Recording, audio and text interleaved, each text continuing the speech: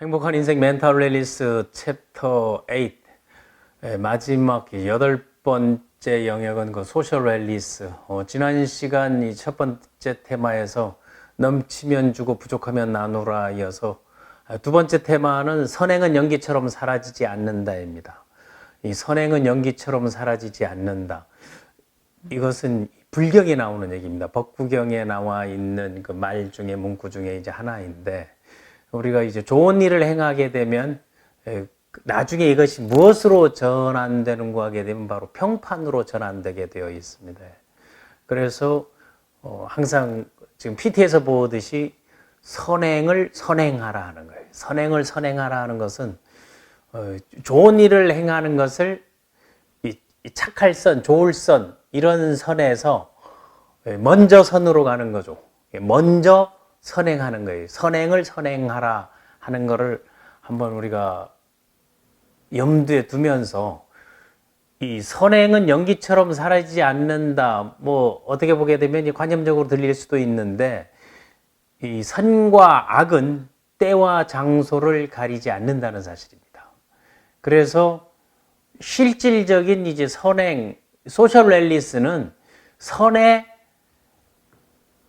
그 씨앗을 뿌려서 선을 심고 악의 뿌리를 없애는 과정이라 보면 되겠습니다. 이런 과정 속에서 과거에 악한 짓을 했던 사람들도 결과적으로 이제 인생 마무리에 선행을 하면서 그 리퓨테이션, 그 남는 것은 그 평판, 그 평판들이 후손들에게 상당히 좋게 이제 인식되고 있습니다.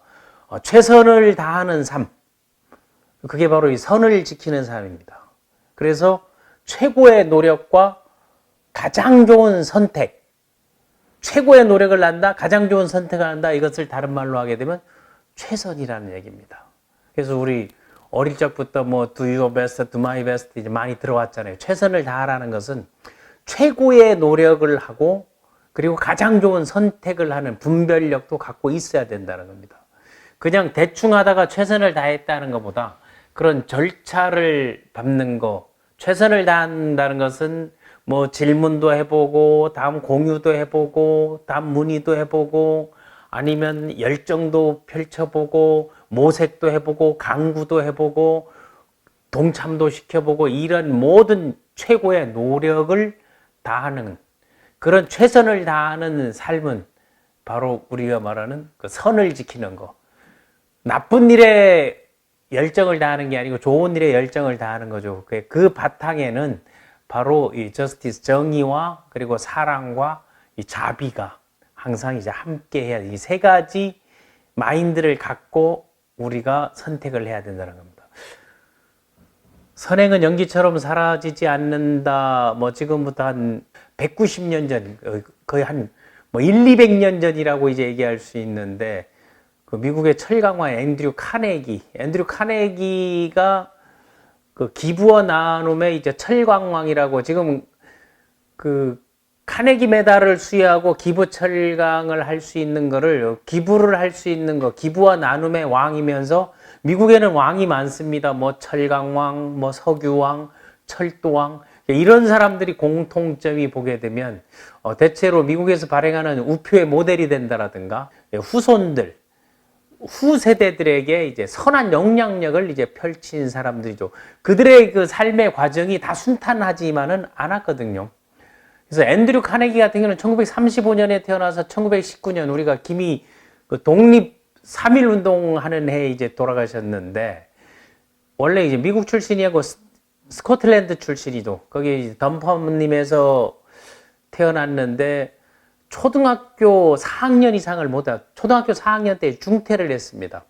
그래서 13살 때 그 펜실바니아주 그 피츠버그로 이제 이민을 가게 되면서 16살 때부터 그 전보 회사, 그 전보 배달하는 게, 옛날에는 전보가 있어요, 통신. 그 전보 사환으로 일하고, 다음 펜실바니아 철도회사에 취직하면서 20살 때 이제 아버지가 이제 돌아가시고, 실질적인 그런 꿈과 영향을 준 거는 바로 그 앤드류 카네기의 삼촌이죠. 삼촌을 멘토로 삼았는데, 그 우리가 그 열차를 타고 가다 보면 장거리 열차 보게 되면은 그 침대 열차라는 게 있잖아요. 침대 열차를 최초로 생각해서 그거를 운영하면서 그 지분을 가졌던 게 철도회사에 일하면서 바로 그게 앤드류 카네기가 생각해냈던 거라고 생각하면 됩니다. 그러면서 이제 그 배당을 받고 승승장구하면서 이제 철도회사 이제 책임자가 되고 다음에 이제 교량회사를 설립하고 용광로 회사를 만들고 에드거 탐슨이라는 이제 철강 회사를 설립하게 된 거죠. 그게 40살 때 일입니다. 84세에 이제 사망할 때까지 실질적으로 자신의 그 재산의 90% 이상을 전부 사회에 환원 기부하고 돌아가신 분이 앤드류 카네기입니다. 앤드류 카네기가 했던 말 중에 그 많은 부자들이 이제 생각해야 될 것 중 하나가 돈을 많이 남긴 부자로 죽는 게 가장 부끄러운 일이다. 실질적으로 돈을 많이 남기니까 자손들이 재산 싸움, 재산 다툼만 생겨나는 건데 당시 이제 기부액이 3억 6,500만 달러거든요. 2024년도 현금 가치로 따지게 되면 그게 480조 원에 해당되는 돈을 기부했습니다. 공공도서관 3,000개를 지었습니다. 미국이 지금까지 세계의 이제 탑이 될 수 있었던 것은 이런 지적 호기심들을 자극하는 것들을 많이 만들어 놨고 그 인텔렉츄얼 랠리스에서 소셜 랠리스 이 영역들을 누군가 했다는 사실입니다. 5,000개 교회를 지어줬고 그 교회에 7,000대의 파이프 오르간을 또 넣어주고 종합대학을 12개 만들고 단과대학을 12개 만들고 박물관을 4개 만들고 미술관 홀들을 지었습니다. 저기에 가게 되면은 그 카네기 홀이라고 거기에서 공연하는 것들을 공연하는 사람들, 엔터테이너들이나 이런 사람들은 꿈으로 하는데 그 맨하탄의 그 브로드웨이 가면 거기에 가게 되면 기부했던 것들이 많습니다. 카네기 홀도 있고 또 하나 이제 록펠러 재단, 뭐 거기 현지 가면 록펠러 하는데 우리식으로 록펠러 재단이 이제 거기에 있습니다. 한번 그 뉴욕 맨하탄 가게 되면 센트럴 파크하고 그 주역을 한번 여러분 돌아보시기 바랍니다. 그리고 자기가 이제 태어난 스코틀랜드 덤펌님의 피텐그리프 공원이라는 1903년도 그 공공기부를 시켜서 그 공원도 만들어주고 기부하는 거. 요즘은 뭐 지자체든 어디든 간에 뭐 개발을 하게 되면 공공기부를 하게 하는 거를 뭐 유도하는 경우들이 이제 많잖아요. 또 그거를 받아내고 그리고 이게 시민사회에 환원하는 경우들도 있는데 이런 것들의 실질적인 산업화되고 난 다음에 원조라고 볼 수 있는 게 바로 앤드류 카네기입니다. 미국 예일의과대학 연구팀이 한번 조사를 했습니다. 우리가 그 선행에 대한 사소한 선행을 실천했을 때 그 논문을 통해서 그걸 발표했는데 사소한 아주 작은 하잘것 없는 거라 생각할지라도 뭐 길 가는 사람 노인들의 뭐 투레를 같이 끌어준다라든가 아니면 길을 가르쳐 준다라든가 뭐 쓰레기를 줍는다라든가 이런 사소한 선행을 실천했을 때 실질적으로 그 멘탈이 좋아진다는 거예요. 스트레스를 감소시키고 정신 건강을 강화할 수 있다는 그 연구 결과가 이제 발표되었습니다. 이미 오래전에. 그래서 타인에게 사소한 선행을 하는 거, 뭐 아니면은 우리가 매일 그 선행하는 게 어디 들어갈 때 문을 열고 그냥 자기만 열고 들어가는 것보다는 문을 열고 기다려주는 거. 그리고 뭔가 이제 배려하는 거, 양보하는 거.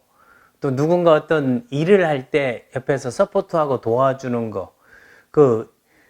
아니면 뭘 도와줄까요? 이런 것들을 이제 물어보는 것도 사소한 선행이거든요. 뭐 혹시 제 도움이 필요합니까? 라든가 아니면 뭘 도와드릴까요? 하는 거. 이런 것들. 어떤 데 가게 되면 무엇을 도와드릴까요? 해가지고 이 가슴에 뭐 리본을 달거나 이런 배지를 크게 부착하는 경우도 있는데 그런 감정 상태나 정신 건강을 진단하는 아주 사소한 것들, 우리 일상에서 있는 것들을 설문조사를 실시했더니 그 스트레스 저항력 측면에서 가장 이제 좋은 효과들이 많이 나왔습니다. 평소보다 선행이 횟수가 적었던 날하고 그게 많았던 날이 확연하게 이제 차이가 났더라는 거예요. 그래서 여러분들이 큰 거를 내가 잘 되면 이루어지면 어떤 선행을 하고 기부를 하고 나눔을 한다는 것보다 평소에 그런 마인드를 가져주는 게 상당히 중요합니다. 이 연구를 이끈 분이 바로 예일의과대학의